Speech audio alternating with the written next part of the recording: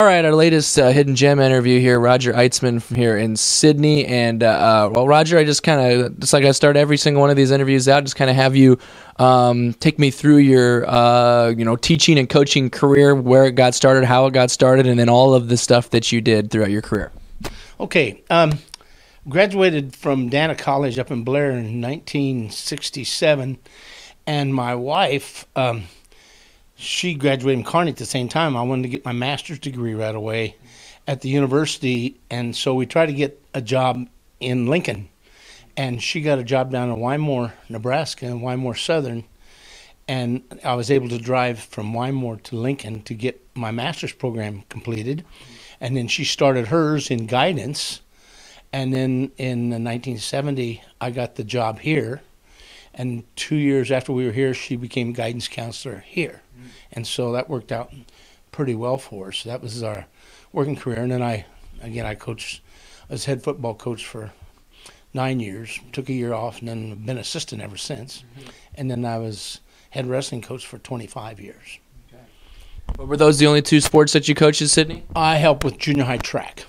Just in the springtime, it was kind of relief, and I enjoyed working with the junior high kids. All right, so we got to go to that wrestling. Since you started the wrestling program, tell me what it is that got you into that. Were you always a wrestling fan? How'd that come about? Okay, first of all, I never had any wrestling experience. I played basketball in high school. And when I was down in Wymore those first 3 years, a guy that I went to college with at Dana came up to me and he says, "Hey, they want me to start a wrestling program. You want to help me?" I says, "I don't know anything about wrestling." He says, "Well, I coach basketball." He says, "I played basketball, and then, of course, I played football." And I said, neither one of us had been in wrestling. But I couldn't believe how it worked for him down there. The very first year, it just took off. The kids accepted it and did very well. Then I came here and started the program in 1970.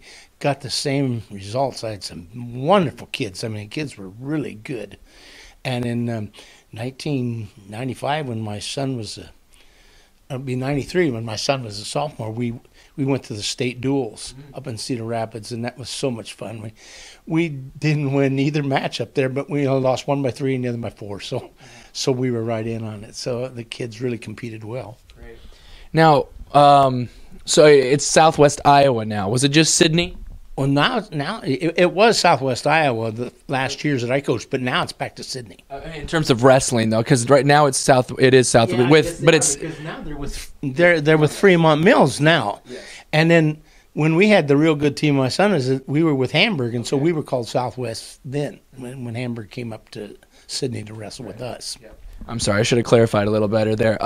So how did you go about learning wrestling? Whereas you didn't know anything, you didn't really know anything about it. As you said, you played basketball. So how did you go about learning about it? Well, just a hands-on, because again, the guy I went to college with says, "I'm starting a program. You come and help me." And I just got in there and started rolling around. I learned the rules to find out what you could do, what you couldn't do, and I found out what I saw on TV, that we couldn't do those things. But I learned the rules, picked it up. And they picked it up in Wymore, and then I came here and did the same thing, and the kids really picked it up. They just step by step. That's great. The pinnacle, I guess, would be the state duels tournament. Can you talk a little bit, maybe more success you saw? Maybe it came from some individual perspectives, or how did that come about? Well, they had just, at that time, just the year before, maybe 2 years before, they started the duels state tournament. And we were interested because for all the years, we really seemed to be a better duels team than we were individuals. We didn't have any great individuals all the time around, but we had good people all the time in every weight, and therefore that made us a good duels team. And so we qualified that in 1995. Our kids, we really beat up the people in the districts, and then we got to go to Cedar Rapids for the state finals, and that was really exciting. We did really well. So you become a wrestling coach without any prior knowledge of the sport. Are you a big amateur wrestling fan now? I don't know about amateur, but I as soon as I retired, then I became a referee, and I refereed, and 1 year I had the opportunity to ref in the state tournament. That's awesome. So you are big. You do go to state wrestling tournament very often now?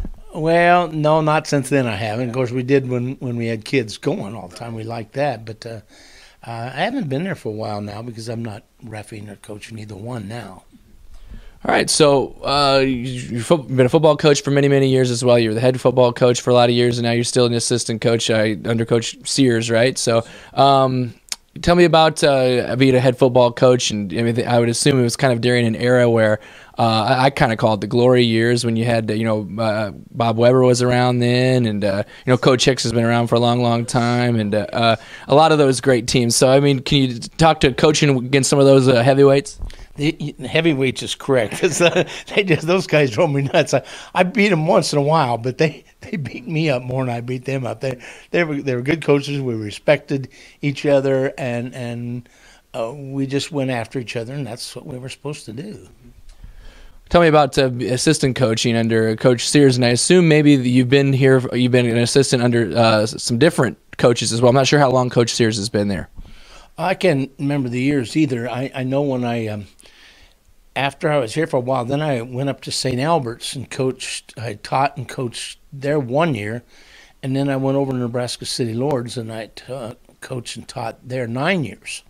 And I had the opportunity to coach under several head coaches, and it was just really an honor, and I just enjoyed working with most all of them, and they give me the opportunity to.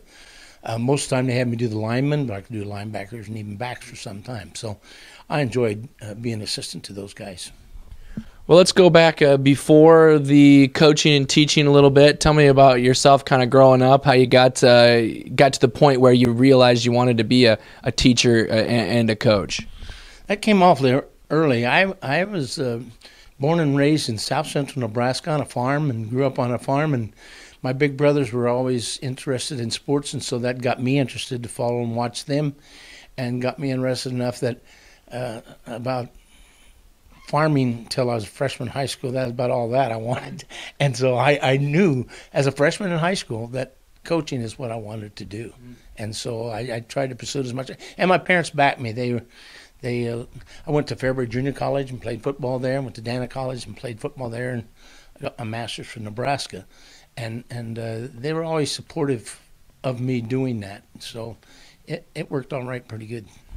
Well, tell me about obviously you must have been a pretty good football player. What did you, I don't know, what position did you play? And tell me like some of the, I guess, did you say where you went to high school? Okay, no, I didn't. Hardy, Nebraska. It's a small town in south central Nebraska. And I went to school in the same building, K-12. Wow. So, and that building, I think they finally tore it down a couple years ago, but it's not there anymore, and the school doesn't exist anymore. Anyhow, that's where I went to high school, and that's where I picked up the basics. And then I went to junior college and played 2 years there, and 2 years up to Dana. Did you have any, I guess, mentors or anybody that you looked at as a leader? You said, that's a teacher or coach of mine that really, I'd like to. That's a reason that I would like to do this. Okay, yeah, there were several coaches. I had Coach Pennington and Coach Ludke were a couple coaches that I had in high school that I really admired and thought that I would like to be like them and do what they did and have some success with the kids like they did. And so they were kind of an inspiration to me. How about when you started at Sydney in 1970, and then maybe through the years some confidants and guys or gals, I guess, that you maybe leaned on a little bit here at Sydney or any of the other stops? Okay, yeah. When I came here to Sydney, there was John Okerlund that went to high school over in Corinda. And he was an assistant of mine. That worked out real well. And unfortunately, just within the last year, he passed away.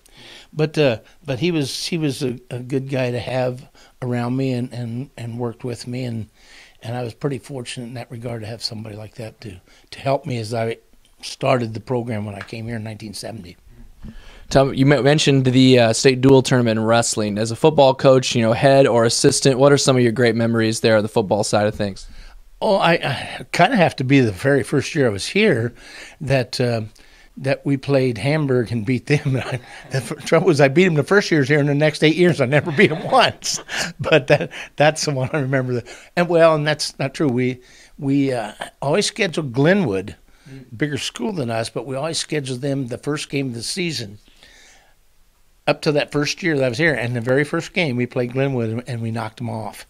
And so the community kind of got behind me at that point, and then that was also the only year that I ever beat Amberg. But so really, I started out with a 6-3-1 season and was pretty pleased with that. Definitely. So who were some of the top athletes you coached? I know it's always hard as a coach to point some out, but I mean there were some that I know at Sydney had some really great teams during your eras. Yes, they did. The very first year, a couple of guys that ring a bell for me is Craig Doty was a linebacker for me. Larry Moores was an end for me. Dean Dyke and Dave Schneider were a couple linemen for me. And they were the seniors, and I remember them helping the program out and getting going for me. And then the second year, the Crawford twins, one was a quarterback, and the other was a wingback. Both years were there, and they were very intelligent kids to work with, and they did a heck of a job for me. So that kind of got it started at that point. I'm a little partial, but coaching my son was one of the most fun things I did because he was on that state wrestling team, and he also qualified for state 2 or 3 times. Great. Are you more of an offensive or defensive coach? Defensive, without a doubt, more defensive. And when I tried to get an assistant, I was hoping they'd be an offensive guy and get it going for me. There were some years that I would try to run the offense, but I didn't feel very comfortable with it, and I felt very comfortable with defense because that's what I played in college. Is there anything that a team of yours on the defensive side, kind of a staple? Is there something that you really leaned on as a defensive coach? Well, we always tried to hold a team to the fewest first downs that we could. We didn't worry about yardage so much, but making the stop so they didn't get a first down, and that was pride that we took in. That how many times did we make a third down stop so they'd have to punt, and we just took pride in that. One of the last interviews I did for this was Gary Bergstrom from Griswold. I don't know if you know who that is, but one of the things he always said, he kind of told me one of the things he always said in terms of like a motivational ploy. Did you have anything that you always said, kind of a quote that some of your players will be like, yeah, there's Coach. I don't know about that. I don't know if I can even say what some of those were, but the kids always would kind of make fun of me in regard of different things that I would say. They said, didn't we just hear that? And so I repeat myself a great deal, but sometimes that's the only way it sinks in. Yeah, that's the way to hammer it home, right? So tell me about what's you're an assistant coach now. You said you work with the linemen a lot. So from going 11-man to 8-man, a lot doesn't change on the line. Not a great deal, but see, in high school I played 6- and 8-man football, so I knew the game before, and then of course in college it was different. And then when I first came here, it was 11-man, and then here towards the end we had to go to just because our competition was going to 6 and 8 or to 8, we had to do that too. And so as a line coach, it's not a whole lot different. You still got to do the same techniques, you still got to have the same starts, and you got to have the same toughness. So that wasn't a big deal in my expertise. Well, what's going on? I know you're an assistant coach in football. What else do you do? What else fills your day? Not very much. I have to go up to coffee at the drugstore in the mornings and the afternoon, just find out what's going on. Yeah. And I was a biology teacher, and I feed birds, and I do a lot of bird watching. Probably not very many football coaches that are bird watchers, but I am one, and I enjoy doing that. Is that something you always did? No, the truth is, I did some graduate work later on in the years. In the middle 70s, I went down to Northwest Missouri State and picked up some biology credits there. And what I did that I got into really paying attention to birds and identifying them, and I enjoy doing that. You mentioned you go to coffee. I'm assuming there's like a group that you go with every day. Who some recognizable names in that group? Well, I don't know, but they're great people. The funeral director here, Bob Crawford, he's with us, and he's always interesting to talk.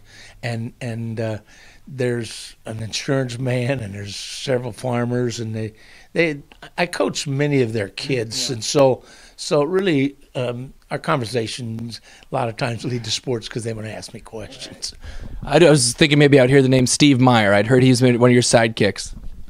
I've worked with Steve Meyer for years, and he's a great friend. He's a good friend, and he's one of the most intelligent people I've ever been around. He was the other science teacher. I did the life sciences. He did the physical sciences.